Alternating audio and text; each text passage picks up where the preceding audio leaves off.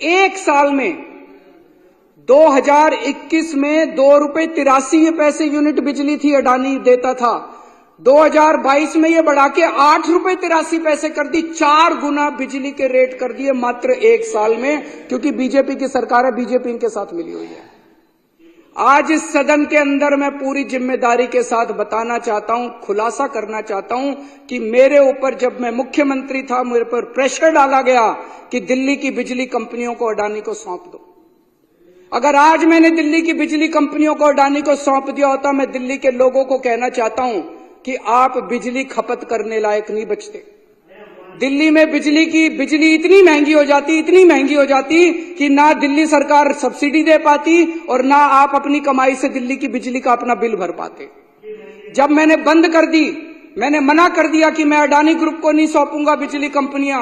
आज मैं सोच रहा था, ये खुलासा होने के बाद, कहीं यही तो कारण नहीं था जिस वजह से मुझे जेल डाला गया कि वो नाराज हो गए।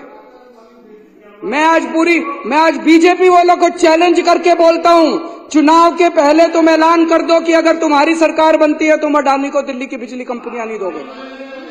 जैसे ही दिल्ली में सरकार, अगर गलती से इनकी सरकार बन गई, अगर दिल्ली के अंदर लोगों ने बीजेपी को वोट दे दिया, सबसे पहली कैबिनेट मीटिंग के अंदर ये दिल्ली की बिजली कंपनियों को अडानी को सौंप देंगे और दिल्ली में लोगों को बिजली इस्तेमाल करनी मुश्किल हो जाएगी। लोगों की पूरी तनख्वाह बिजली का बिल भरने में निकल जाएगी। माननीय अध्यक्ष महोदय, और आखिर में मैं इनका बहुत बड़ा पर्दाफाश करने जा रहा हूं। 2 दिन रुक जाओ।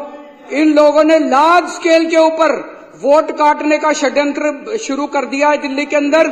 मेरे पास सबूत आ गए, मेरे पास गवाह आ गए। तुम्हारी पोल खोलूंगा, पूरे देश के सामने पोल खोलूंगा और पूरे देश को बताऊंगा कि कैसे तुम महाराष्ट्र चुनाव जीते, कैसे तुम हरियाणा चुनाव जीते और किस तरह से तुम चुनाव जीतते हो।